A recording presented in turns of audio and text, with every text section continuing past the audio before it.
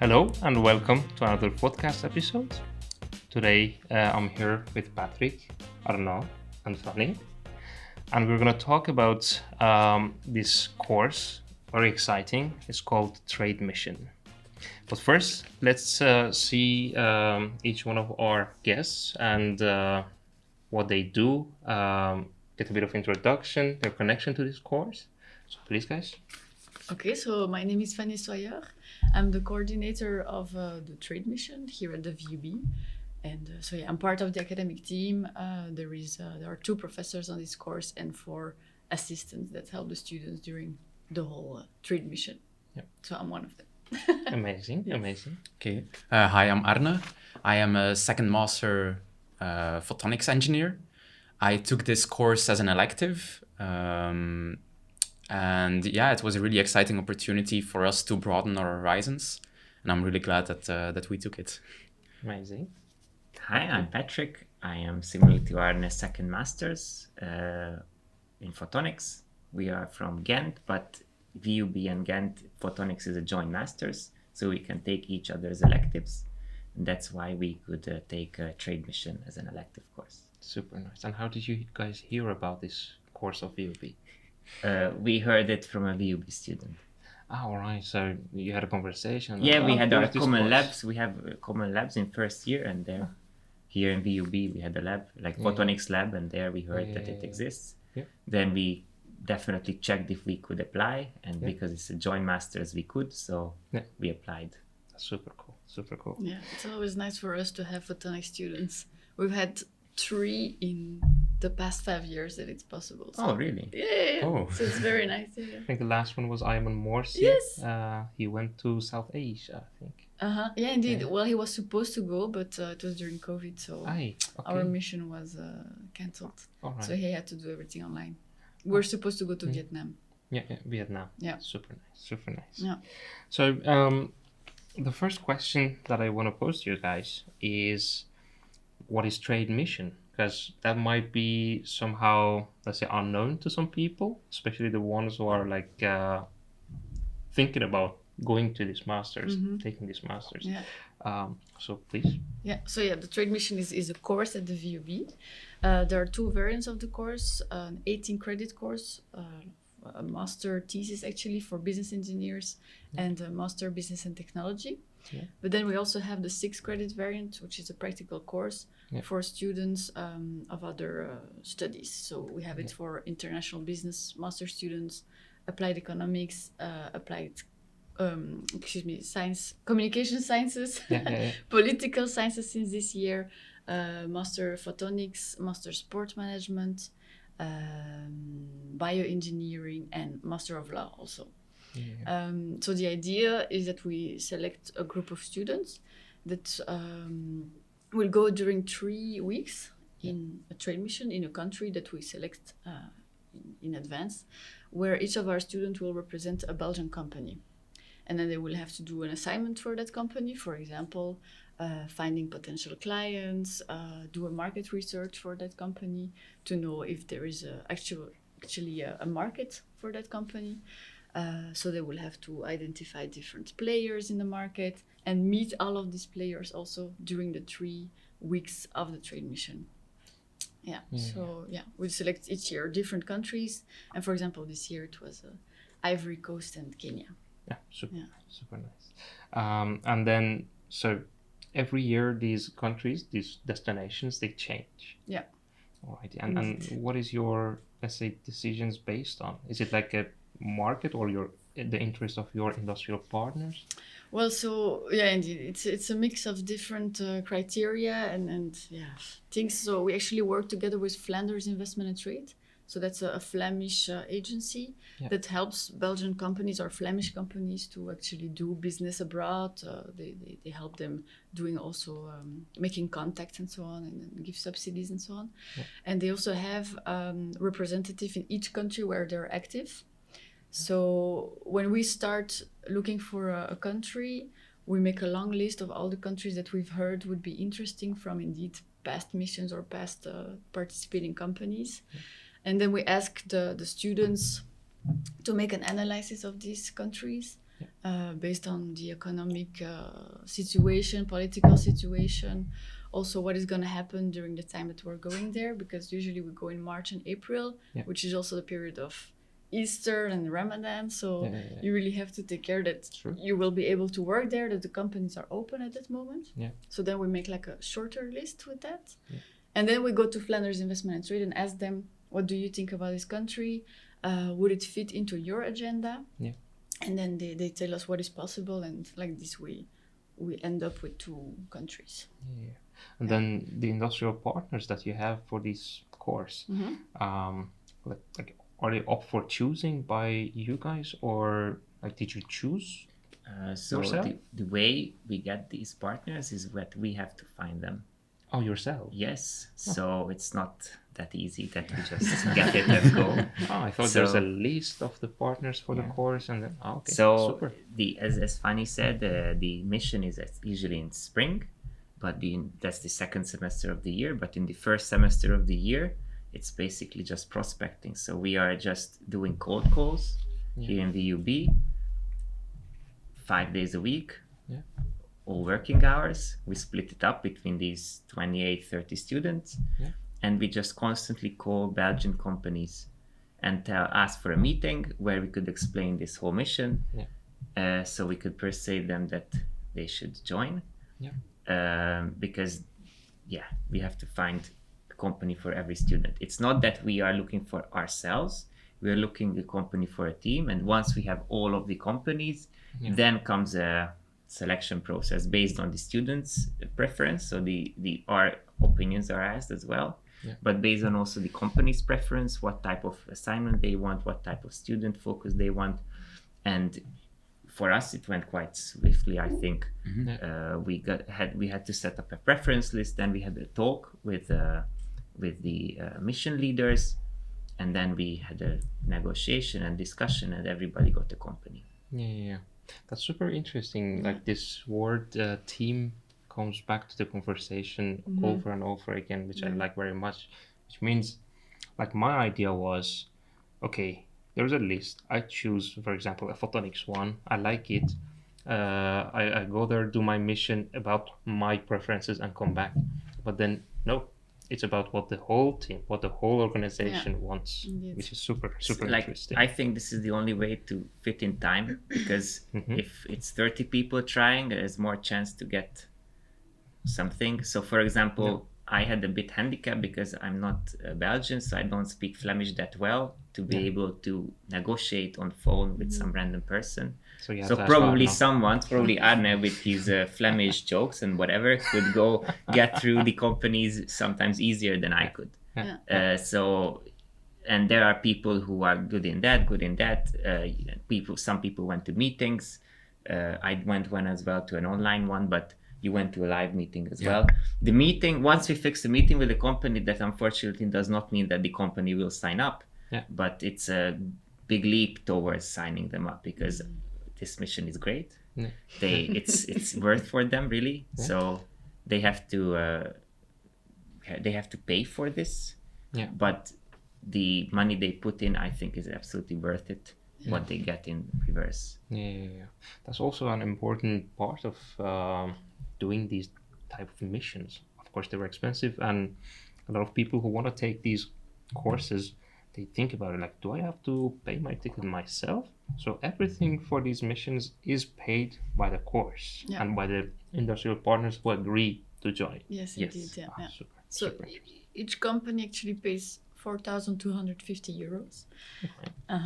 And that covers indeed everything: the flight, hotel, food during the 3 weeks, transportation during the 3 weeks also. So everything is covered during these 3 weeks, unless the student, of course, want to do something special. Safari, for example. Exactly, or have a little extra drink or things like this. So, but the idea is that everything is covered indeed. So we can say that it was free. Of course, souvenirs is on ours, and safari is on ours on the weekends. But we can fix that too. Every flight, food, taxi is paid. That's super interesting. Indeed. Super interesting. And so we talked a bit about the duration of the mission being 3 weeks. but we also saw that since the first semester, there are some activities that need to be done. So the question there is like, what's the whole process? So I'm doing a 2 years master's, for example, and I want to join such a trade mission. Now, what do I do since the beginning of my master's? Like, do I have to be vigilant in the beginning, like, apply for it? Or is it like in the summer that I have to do it? And is there coursework involved? Do I have to go to lectures about it? Like, what's the whole structure of it? Okay, so we start giving info sessions in before the Eastern holidays, and just after it we do two info sessions usually, where we explain the whole trade mission and what you have to do, how you have to apply and so on. And then to apply, it's usually by May. So for example, this year it's on the 12th of May that students can apply. They have to send a CV, motivation letter, an example of a written paper or report that they have done. They have to send it to us, and then we'll do an interview where we will also ask them to present something during 5 minutes of a topic of their choice with a PowerPoint, so we can see also their presentation skills. Marketing skills. Yes, they will have to present very often during the trade mission and before also. So it's very important. And then we have a discussion. We test their English skills. We test them, their experience, their motivation, and so on. We also look at their grades also to see, of course, if they're good students also. And so they need to focus on many things. Their coursework and also this trade mission. Then sometimes it doesn't work. Exactly. If they have like 70 credits in 1 year, maybe. Is there a limit there? Like, for example, my first year is done. I see, I have like 2 courses left that maybe I can do in the summer, maybe I cannot. Is that a problem? That you can do in the summer. Like the second session. I can do the 2 courses. No. Our only requirement is that you don't have any courses from your bachelor anymore, and that for the business engineers you have to be able to finish your studies at the end because it's a thesis. But for the other courses, it's really the rule is that you don't have any bachelor courses anymore. Here I would like to add that for as an elective it's 6 credits, but it's more work than 6 credits. Although it's important by far. It's important to note. Yes. So those who have a 75 credit year should not take it. If you have a 60 credit year, because I have a 60 credit year and I could manage. But it's more work. I think it's absolutely worth it, but I would say it's somewhere around 9 or 10 credits per person. And then you're in the second semester of your second year, which means that you are doing your thesis. Yes. Well, what is the timing of that? Like, are you going to be able to defend in June? Yes, we are planning to. What really helped us that most of the mission was during the Easter break in the university. So we went to Kenya, and that was so we were 3 weeks mission, 2 weeks break. We stayed for another 1 week, which is an option, but that's for your own expenses, but it's possible. But that's 1 month, so we only missed 2 weeks. And we managed to align all of our courses and labs, so we don't miss out much. So just before we left, just a note, on Saturday morning we left to Nairobi, and early, like 6 something. And on Friday till 7 p.m. we were in the clean room in Ghent with Arne. To put ourselves a bit beforehand so we wouldn't miss anything during the trade mission. And I think both of us also did that for our thesis. We already knew from the first semester on that this was going to be a lot of work. True. It's told to us on many occasions and still you underestimated. So we worked a lot on our thesis the first semester as well to kind of compensate for the fact that we're gone. But it helps that in general, and I think also for other students this is the case, that in the second semesters we don't have a lot of theory courses anymore. It's maybe one or two electives, so you don't miss much classes. It's just practical work that you're missing, but that's time you can make up for because you make your own schedule. Exactly, you can work a bit more. So you have to think forward. So again, as Arne said, in the first semester we put more work into our thesis because we knew that in the second we will miss two It's weeks. all about planning, right? That's what you're trying to do. But it's completely doable. So it's doable, but you have to be hardworking for sure. And time management. That's be efficient and time management. Very true. It's a good skill to learn. That's for sure. We always say that the students that take this for a 6-credit course, they should really see it as an experience, right? That you really want to do this because you see the added value of the project. You want to learn out of it because indeed it's actually worth way more than 6 credits. Indeed, very true. Very true. Yeah. And well, as you said, it's a sort of a practical work within a practical semester. So you're doing your thesis in the Photonics program, and then for 3 weeks you're doing something similar, but something very different at the same time. So that's where I want to go now. What is so significant about this trade mission? It's a practical project, right? What is so significant about it for a photonics student? Like, why do it? Well, how does it help you as a master's student in photonics? Personally, I feel like it's given me a lot of skills that I have learned during the photonics masters as well, but that weren't always the focus. So for example, I've had to give a lot of presentations. I had to write a lot of reports or on labs or something, but it was always secondary. It was a means to like present my work that I did within photonics. And within this trade mission, it really became the focus. I had to be good at presentations. I had to report very clearly to my company, and it was the essence of what I was doing.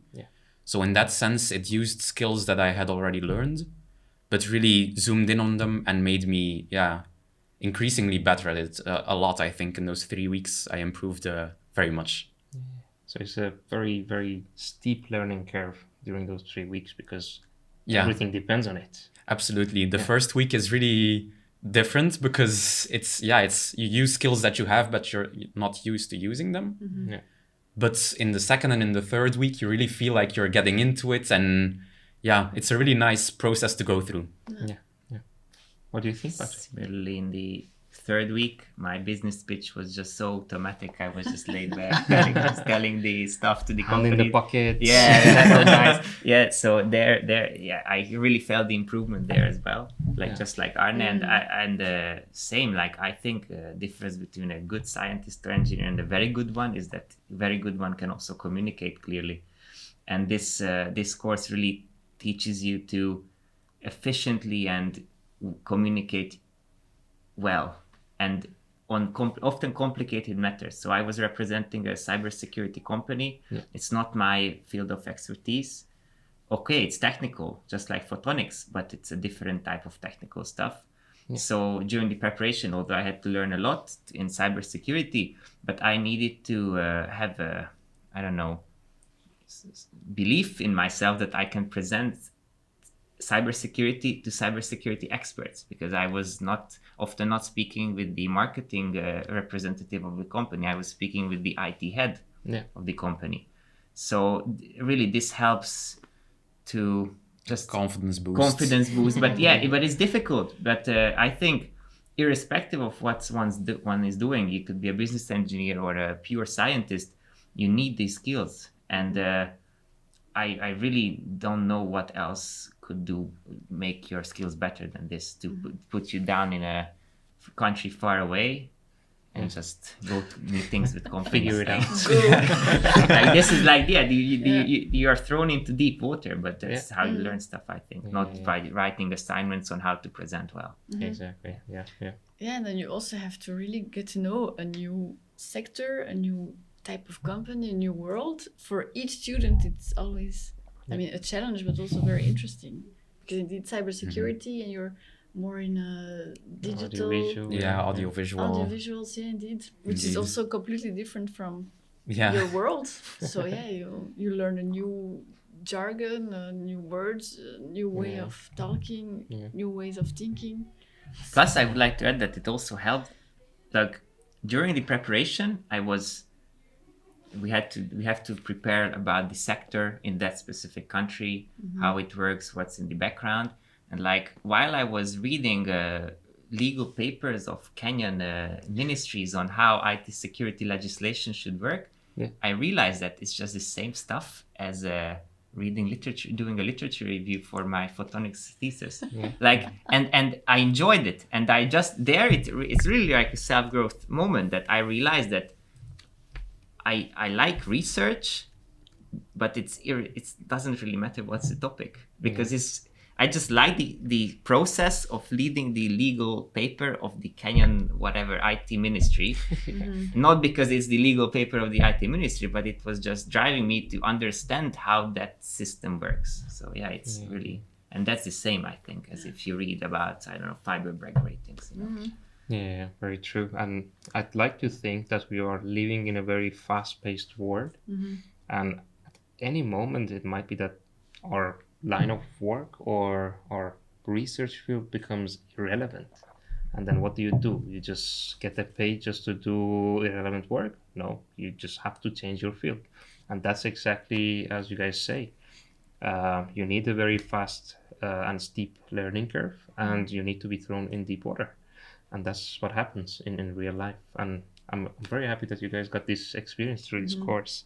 But then going back to getting into this course, just before being put in the water, what are the criteria that you take into account for judging our students? Like, and also, how many people apply for this course and how many succeed? So it really depends from year to year how many students apply. I think last year we had around 50 to 40 students that applied. So business engineers and the other the 6 credit course students. It's a long list, I'm not going to repeat myself. And then this year we had around 35 students that were actually selected. 30 only, I think, or 35. Yeah, something like that. 30. Yeah, around this year. Yeah. And so your question is how we select them or how we grade them at the end? No, how do you select them? How do we select them? Yeah, so like I said, we check their CV, we check their motivation letter, then we do the interview also, and then we check on their presentation skills. So there are not hard criteria like, I don't know, 2 papers. No. We really want to see more, your motivation, your skills. Do we see that you will be able to do that there? Do we see that you will be able to represent a company and be there for 3 weeks? It's you're completely out of your comfort zone. Yeah. So technically anybody could apply. If you are a master of all of the master that I said, and that you don't have bachelor courses next year, then yes. And if we select you, that's also very important. Then yes, All right. indeed, super nice. So okay, you got selected. Now, where did you go? Maybe we can highlight that a bit. Yes. Perfect. So Patrick and I both went to Kenya. This was one of the 2 possibilities. You don't really know beforehand where you will go. At the start of the trade mission, you don't even know the destinations yet because it's still yet to be decided. Yeah. But okay. Not even the country. No, nothing. Not even the continents. No, we knew nothing. No. All right. The selection, the selection is in May, and we actually decide the destination starting of July. Oh, all right. Yeah, with a new team of students. So so they. It's kept a bit of a secret. Indeed, but so this year it was Ivory Coast and Kenya, both destinations. Both of us went to Kenya. Partially or mostly due to the fact that Ivory Coast is a French-speaking country. My French is bad and Patrick's French is non-existent. It's very important in these countries. If you cannot speak French, to communicate. It's not possible. They don't speak English there, so it's very important. So I think also for prospective students, like if you speak a language such as French or maybe Spanish, like a world language, it could really be a bonus depending on the country we go to, of course. But English is a must. And then we got to choose our company, or like our company chose us, a bit of both. I represented PVS, a company that produces speakers amongst others. So they required someone with a technical background, which was something that I could see myself doing rather than purely market research focused, because there is people better at that than me. Then we both went to Nairobi mostly. There was also people going to Mombasa. So within the country, you can still travel around, of course, depending on who you need to speak with. But I identified that, my business is mainly in Nairobi. And for you as well, I think. Yes, I only stayed in Nairobi as well. So as I mentioned earlier, I represented a cybersecurity company from Antwerp. And what's the name?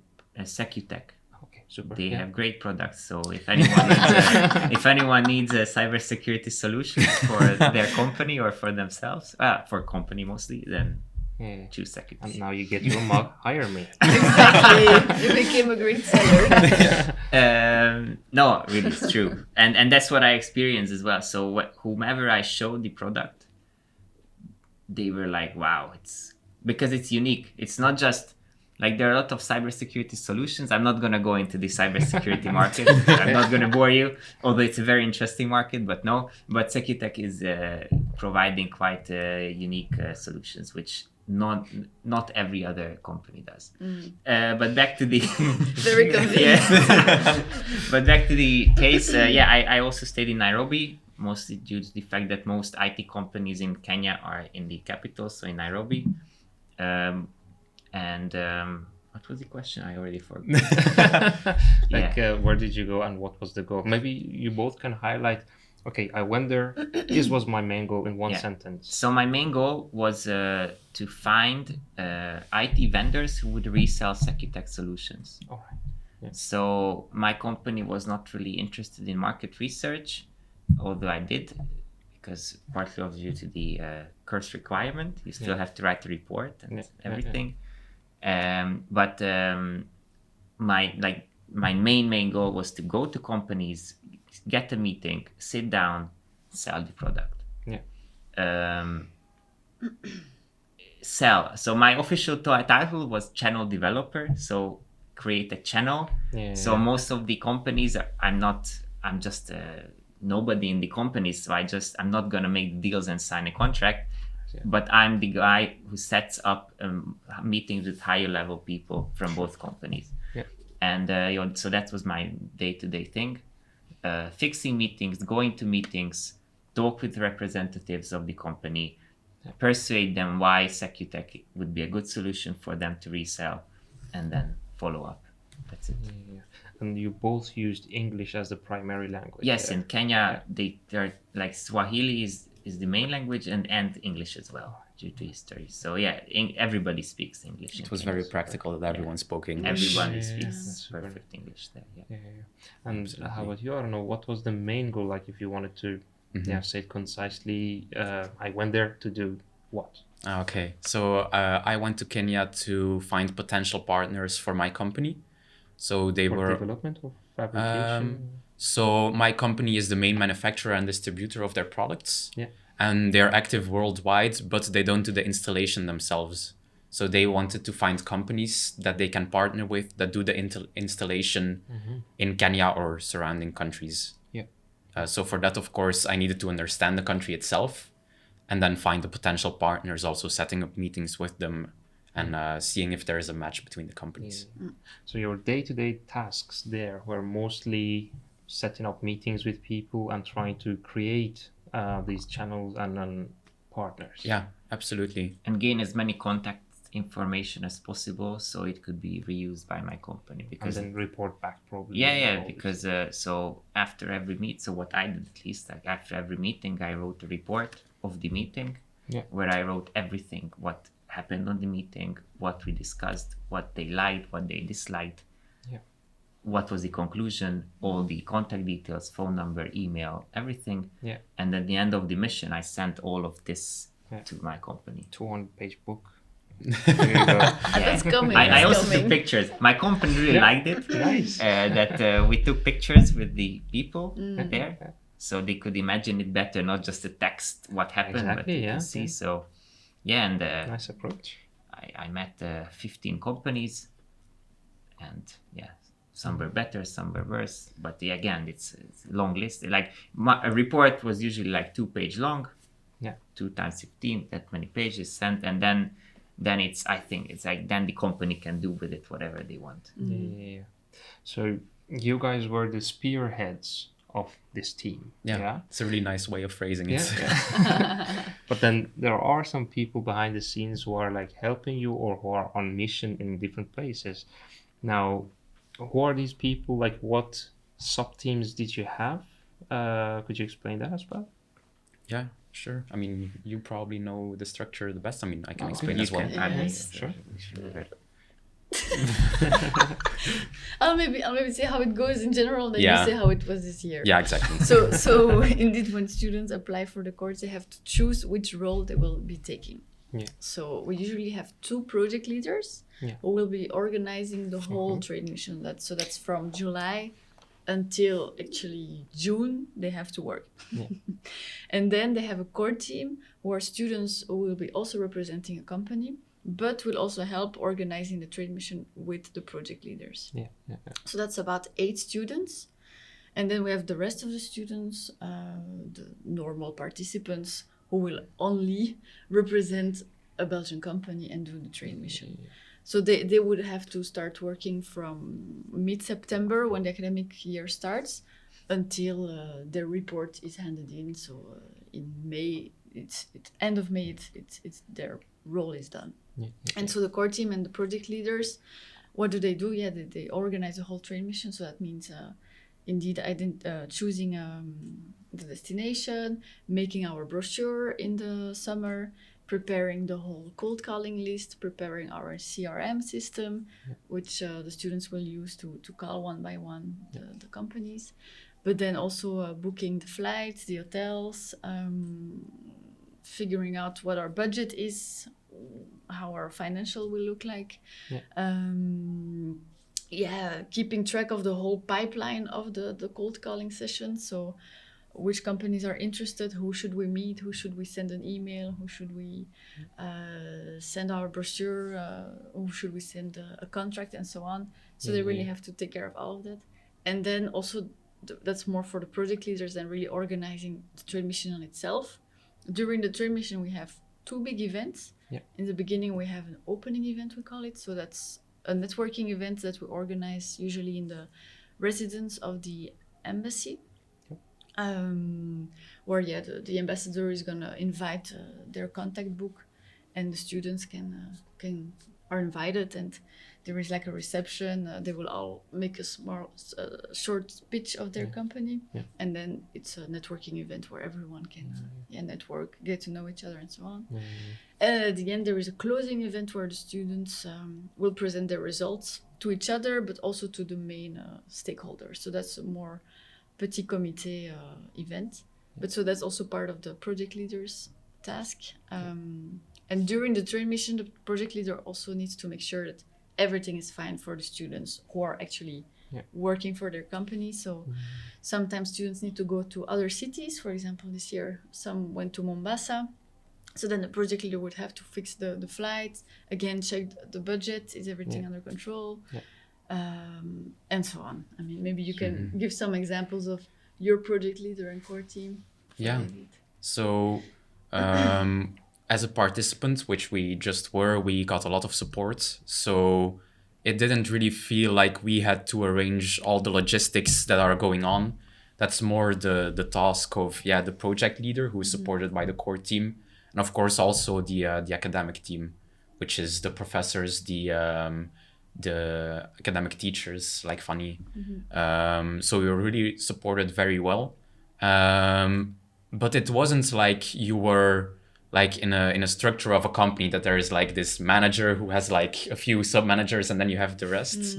You were like really one team. You were still working towards the same goal, even though you had different companies. which is quite a nice experience if you're together like for 3 weeks with a whole group. So I think it was really well organized. Yeah. Super. And what do you think? I can say the same. Just maybe it was mentioned, but to make sure if you apply to be a team leader, then you will not represent the company. No. Yeah. So then your sole goal is to manage all of this. Yeah. The core team members do represent the company, but they help in what Fanny said, other tasks. But yeah, same. It was well organized, and of course it wasn't really hierarchical because we are all students. So the core team, the team lead, were all students, and even the academic team was quite casual and easygoing, and we could easily talk with them. So it wasn't like book a meeting and stuff. Like we had meetings on a weekly basis where we sum up our weekly results, but it was quite well. Plus, I think we were quite lucky. Our team was very, very good. Yeah. Like we had a great team. I maybe there were like 2-3 occasions with some frustration ongoing, but that happened. That finished in an hour. Which is normal. It's normal. Like that if you are happens. with 15 people for 3 weeks. Yeah. It's but again, they were minor stuff. So even in like which would happen in a workplace or anywhere. So, but all in all, I think we are really lucky and good team that we did well. Yeah. And most of us stayed together for an extra week, and there we didn't hate each other as well. So that's also magic. That 1 month in the same hotel together, and you don't hate each other. So that's good. True. It's important. No, but that's the thing. I think very often I hear from the students that it's also like a human experience. Also because you really get to know students that you would have never met otherwise, also from very different faculties. And some say I made friends for life also, so that's also very nice to hear. It's because a life-changing experience. True. And again, you're really out of your comfort zone all together. You're living the same experience. So. Yeah, especially after COVID, I think. Yeah, it's very important to get back in touch with humanity. Yeah. Now I feel like most of the time, people who don't do these kind of things, they're very walled off. They're like islands. They want to work alone, research alone, and these kind of things, I think, change your outlook about how you interact with other people, how you go about your business. Yeah. One more thing, if I could add, regarding the fact that I'm an international student, that this year I was in this team the only non-Belgian, but my experience is it was not a problem. So for those who would like to apply as an international student, feel free to. Okay, this also depends on the students you go with, because I was again very lucky that and that all of the students were really looking into this. So they were, if I was there, most of the time they spoke English. That's right. And this is really nice of them. Of course, this could not happen every time, but again, that also depends on the student who applies. For me, it's not a problem if people just speak Flemish around me. If it's a problem for you as an international student, then maybe there could be problems. But my philosophy is that I'm a guest here, so I should align with the culture of here. So I was with full Belgian people, so I act like Belgians because I'm with them. If you have this attitude, it's not a problem at all. True. It's good that you say that, because actually Photonics is the only study where we allow international students to participate. Oh, right. Yeah. So this is why we had Ayman and Patrick this year. Yeah. And so, Fanny, you and your, let's say, colleagues, the teaching staff, what is your role in different phases? So you have some parts that people are preparing, the team is preparing. Yeah. And then you have a deployment part, let's call it. Yeah. So I always hear like team lead, core team, but where do you come in during the project? So like I said, so there are 2 professors on this course, and then we have a team of 4 assistants, if you want, on the course. But I'm actually the coordinator of that course, so that means it's really from July until June again. I'm fully following up these projects, and I'm working very closely with the project leaders and the core team to organize this. to really organize the trade mission. And then you have my 3 other colleagues, the 3 other assistants. They actually start more coming into the picture in the second semester, so that's when the assignment part really starts. Yeah. So then, the students have to hand in different reports in the second semester, so that they really prepare well before the trade mission, so that we have also reports during the trade mission and after the trade mission also. And so there, the academic team, gives feedback to the students. So it's either written or orally. Before the trade mission, it's orally, and during the trade mission, we are there also to support the students. If they have any questions, we are there. We are, like you said, we're part of the group, you see, so we go eat with them, we spend time with them, so that's also very important to stay approachable, because it's a project, with a lot of variation and so on, so we are there in the whole process to support them, help them, guide them, and grade them at the end of the True day. as well, because it's a course. And so what I like to point out there is that there is a supervision, and things cannot go off track easily, because you guys are sort of let's say hawk looking over them. we are like the quality control, if you want. No, for example, the professor Doms, he likes to ask a question in the start of the kickoff that we organized in September, asking, why are you actually doing this, guys? And everyone answers, for myself, for my experience. But no, the answer is, no, you're doing this for the next generation. Because you want the companies to be happy, so that next generation can keep on doing this project, So, I mean, it's very important for us that the students learn a lot. But also that indeed companies keep on staying happy, and that we can keep on doing this. That we keep the prestige up, Very true as well. That's what we want. You're representatives and ambassadors of Belgium and the of companies this whole course. And the VUB, also that, very true. Yeah, indeed. Yeah. But high quality. No, you guys are happy. We try. Look at the big smiles. No, we're very happy. Let's market it, yes. So, going back to your daily tasks and what you did there and your goal, what skills do you think you improved the most? Because working in a team, you need teamwork, you need planning, you need, let's say, social skills, of course, because your marketing need 2 people that need to see, okay, I want to buy this or not, I want to be partners with this company or not. So what do you think were the best skills that you improved? Well, the top skills that you improved. Okay. You go. First of all, in the first semester when we did the cold calling, I can say I hated it, but it had to be done. But there, the biggest skill I learned is that it's not a problem to call some random stranger. Before that, even calling my hairdresser would... okay, let's wait a minute, let's type, okay, I will say this, when are you available? Okay. But now, just if I see I want to contact someone, I don't want to wait for an email, I see on the webpage a phone number, I just call. Okay. And it's not a problem. And I think this is a great, because I had anxiety before and now I just don't care. And because when you call 20, 30 companies a day, you just get used to it. So that's a big skill, I think, I got. And we talked about this with the others in Kenya, and all of them said that this was a... And it's surprising how often they pick up and you get a positive answer. Like, I'm this random person calling you about this thing. Are you interested? And most of the time, I think people get excited. Like, no. That's not opportunity. Not at all. I mean, they always respond, but I had some rough stuff. They just put the phone on me and...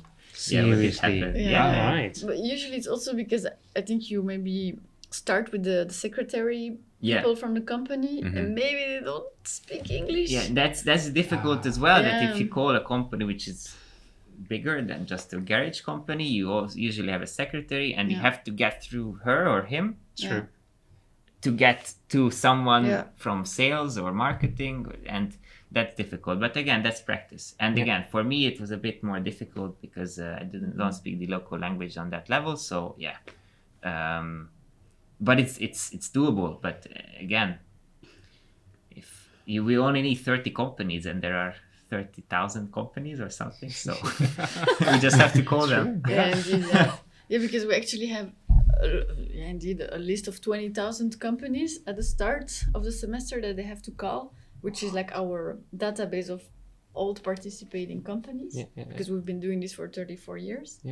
And then we also ask to the Agency of Foreign Affairs a list of the companies that once showed interest in the countries where we're going and the neighboring countries. And so then they start calling, and indeed the list is very long. Call 20,000 people. I don't know if we call that much because we, I think, got all of.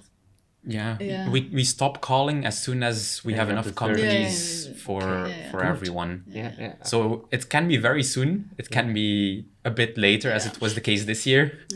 But you just have to keep going. Indeed. It's always a challenge, because I mean, it's a long process. You have to find 30 companies that are going to sign, that are going to pay, that have a valid assignment also. Sure. So once sometimes they say yes, and then 2 weeks after say, no, actually no, it's not allowed. So you have to. Also, these kind of things might happen as well. It happens. It happens each year. All right. Well, they need backups as well. Indeed. True. And I think we slipped very smoothly into challenges. So you're going to some countries that might have emerging photonics industry or like whatever field you choose. And then there are a lot of logistics involved and language and new place. So what were the challenges that you saw both in your projects, so work related and personal, as yourselves? I think one that pertains to both is that you're going to an entirely different culture. So that's a new way of working for yourself. You need to adapt a little bit to how they are used to work. But it can also be a challenge for your company because you're representing a Belgian company who has most likely some Belgian values, and that can clash with the companies that you want to work with. So I think the most important thing for the trade mission in general is to be extremely open-minded. You need to adapt the way you work for sure, because it's not going to be right the first way around. But that's also the way that you learn the most, because then you really get to know, what am I doing wrong here and why is it not working? And then you go to your second meeting, you do it differently, you feel it's working. And it's really nice feedback that you get from yourself. So that was my main challenge, I think, personally and business-wise. And how about you, Pat? I had similar cultural challenges in fixing meetings. In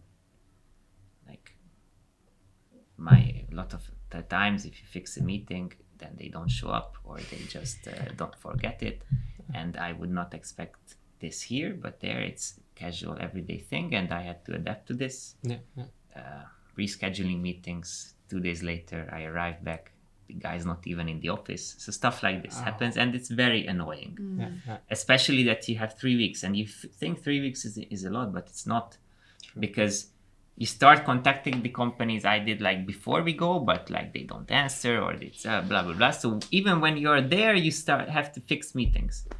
And when you do 2 days straight cold calling again, like we did here back in the first semester, to get a meeting, and they say yes, and you take the taxi, you travel 35 minutes to the destination, and you arrive, and the guy's not even there, that's really annoying. But you have to get over this because you have finite days, so you cannot just be angry for finite days. You just have to move on and find another company or fix another meeting with this company.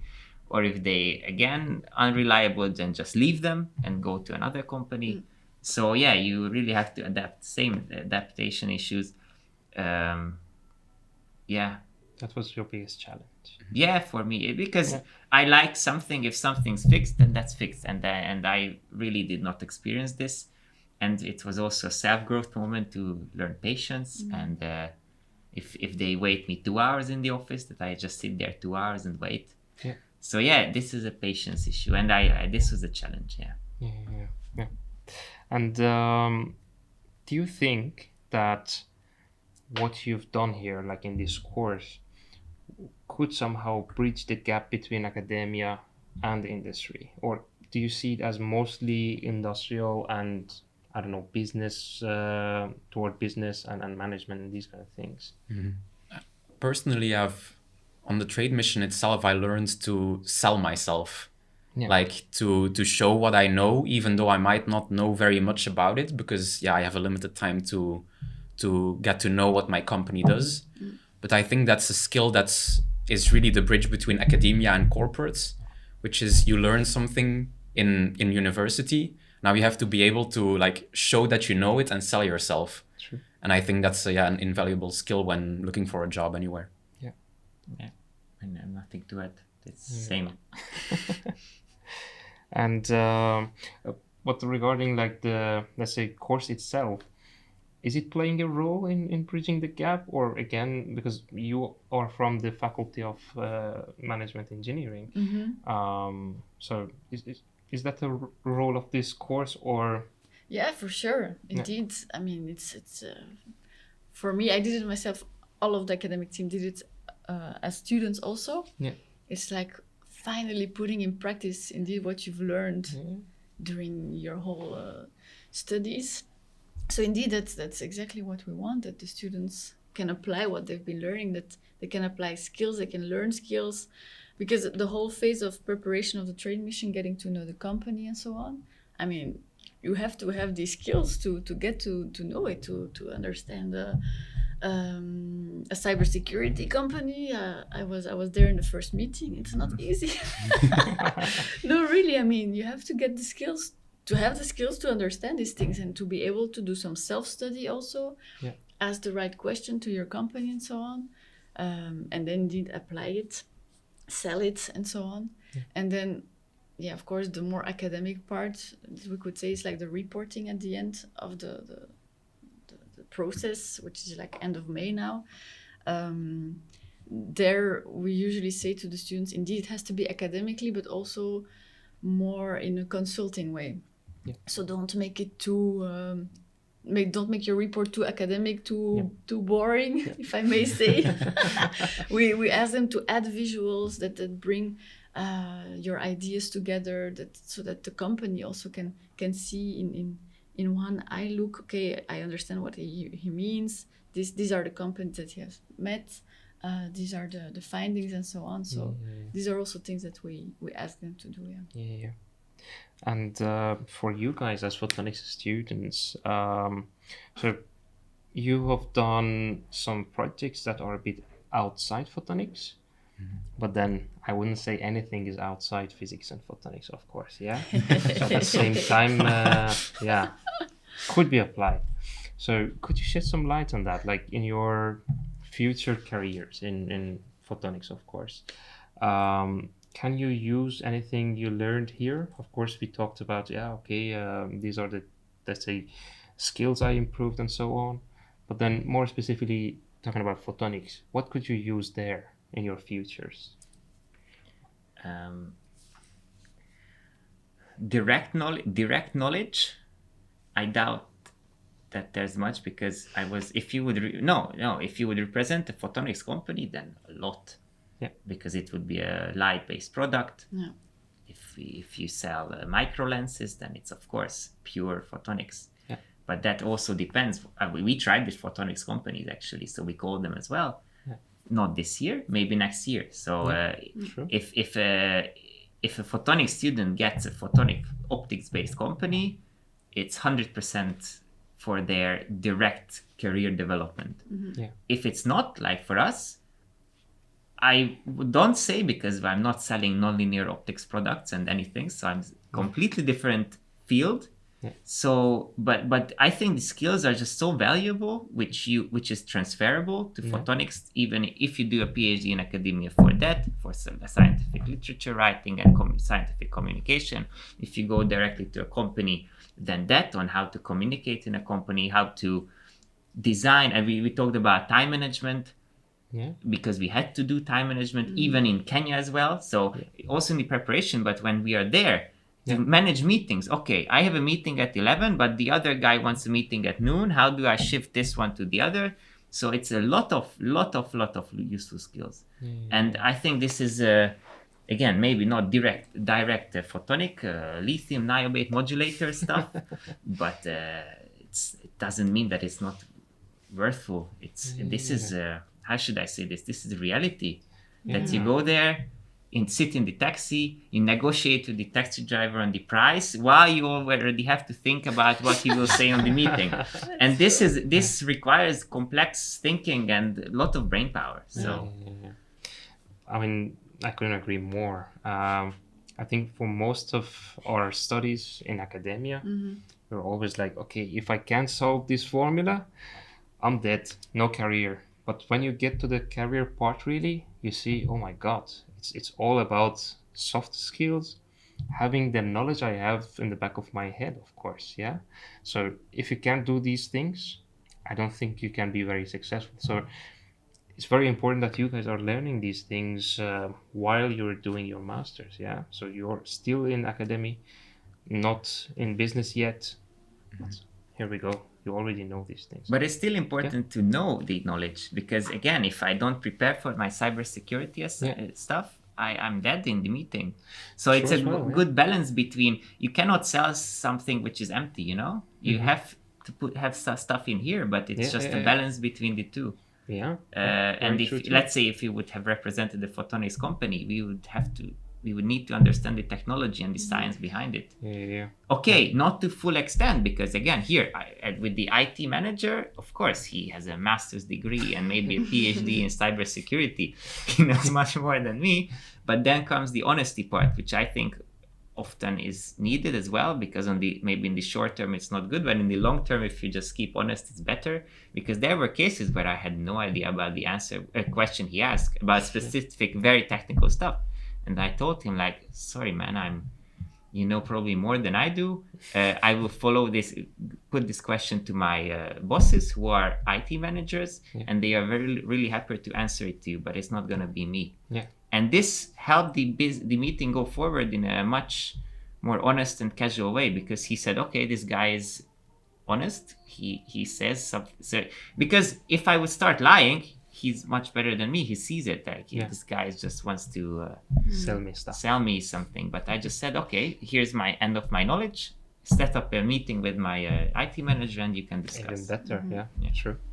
Yeah. What do you think, Arno? I think that's mainly what Patrick has touched upon as well. Like stuff like honesty or confidence is just all a mindset thing, I think, both for the criterion to get in. They don't test, like, if your English is perfect, if your pronunciation is good. Like, it matters less than the mindset you have, like that you don't quit, that you're really motivated.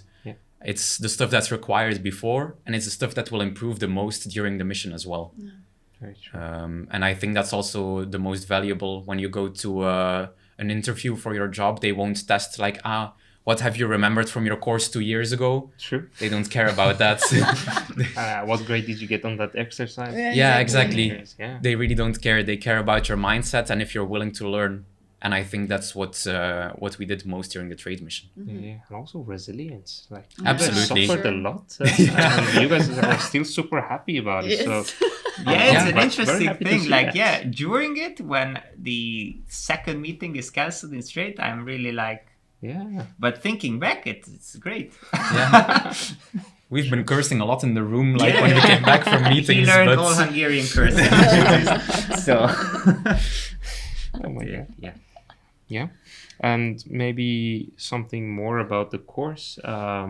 You've been through all of it. I think you haven't submitted your reports yet. No. Tonight. Right. The draft. Report. The draft. There's still some time. Yes. So any improvements could be done to this course, especially as photonics students, because I think that's a niche in this very huge course for every different program. So anything you could maybe say to Fanny as we have her here? If I would change one thing, I would give it more than 6 credits, but I don't know if that's possible. Maybe 20. No, but like I think 9 or 10. until 12 would be justifiable. I know. I mean, that's what we hear each year. Yeah, but we got told 34 years, before as well. Indeed. So it's not a negative, but if I could change something, it would definitely be that, because it's a lot of work, but it's worth it. So I would do it again. Yeah. But yeah, I would do it for 6 credits as well, but 10 would be nicer. Yeah, you know? exactly. Yeah, no, indeed. I mean, for the business engineer, it's an 18 credit course. But then for the report, we expect more. Yeah, yeah, that's one thing. So for the thesis students, the report is much longer, much broader than for us. Indeed, That's true. But at the end of the day, the work that they have been doing during the train mission is the same.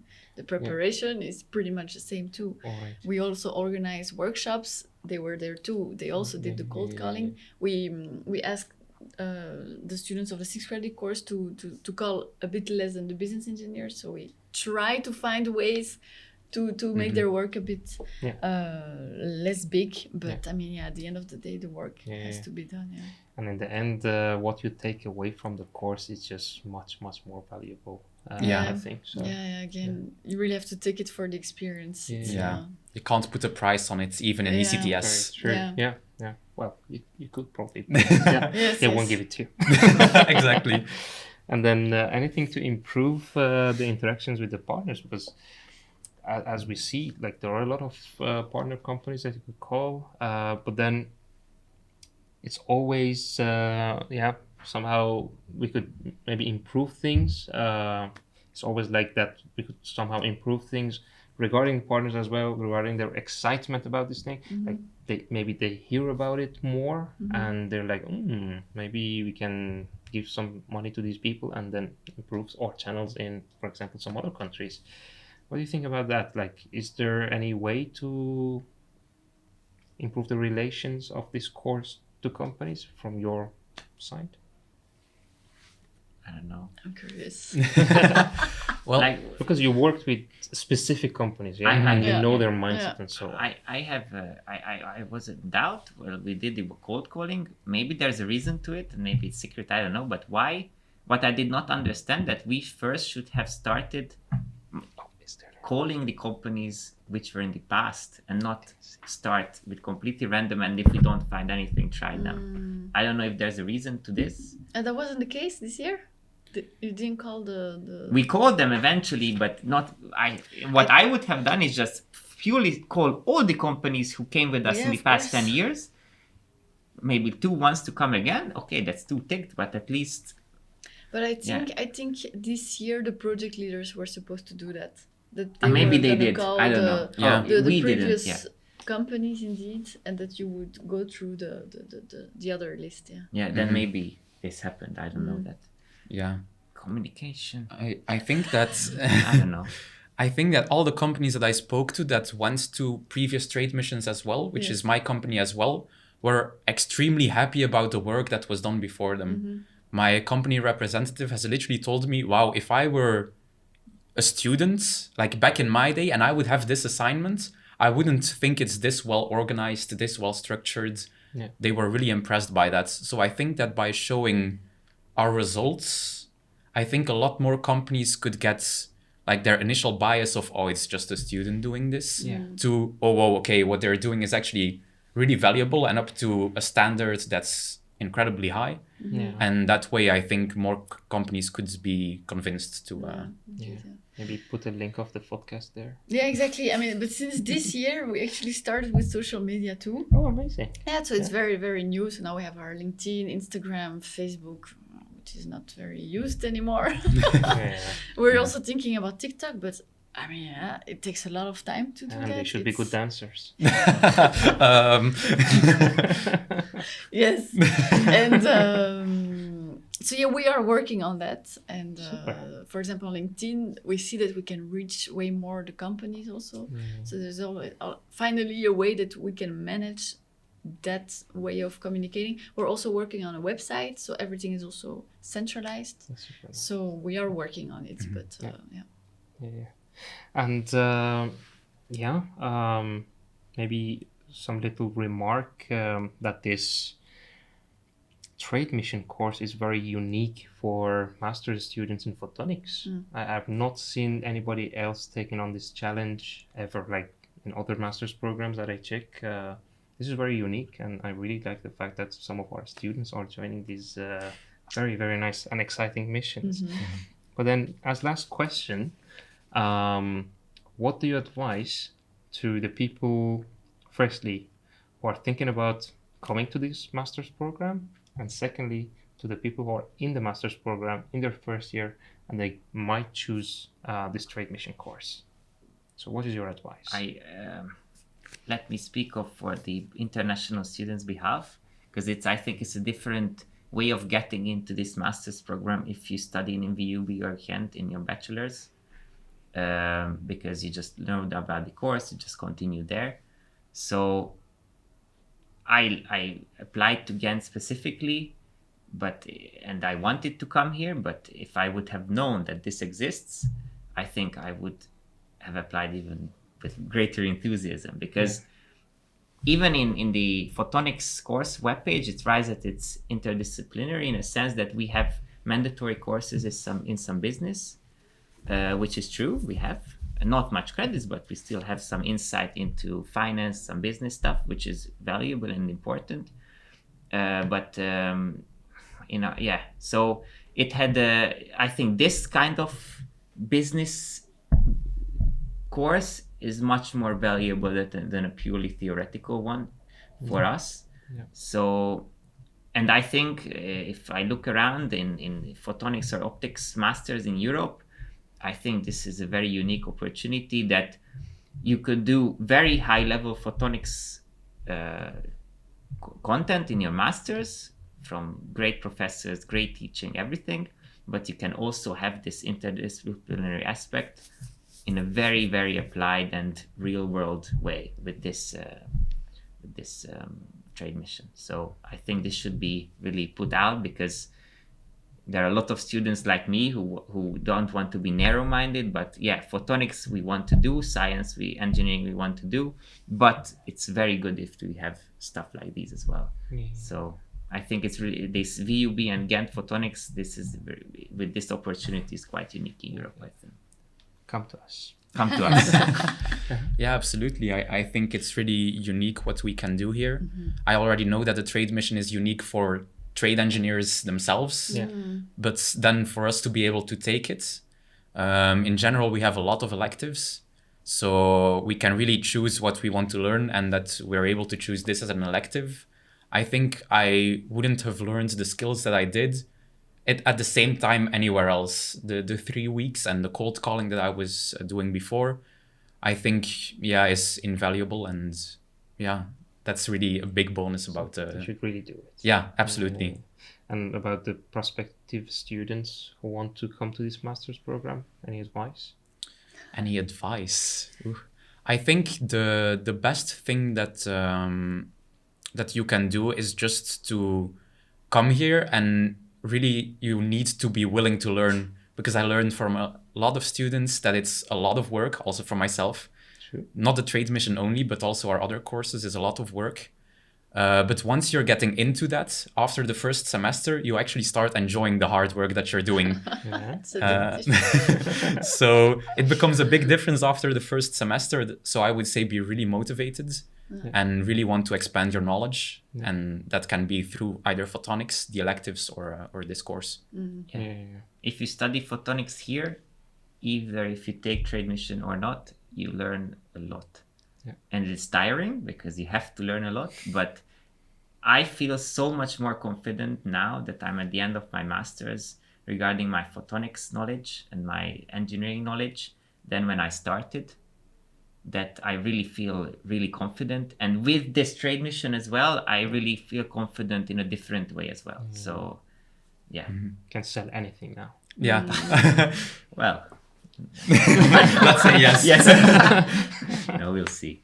But Super nice. Alrighty, so thank you guys for watching, and sorry for a bit of noise in the background. We are not in a party place, but we are living in Brussels, and everybody is happy and they're partying all the time, so why not? Let me thank Patrick, Arno, and Fanny again for their participation in this podcast. Thank you. Of course. Thank you. And bye for now. Bye.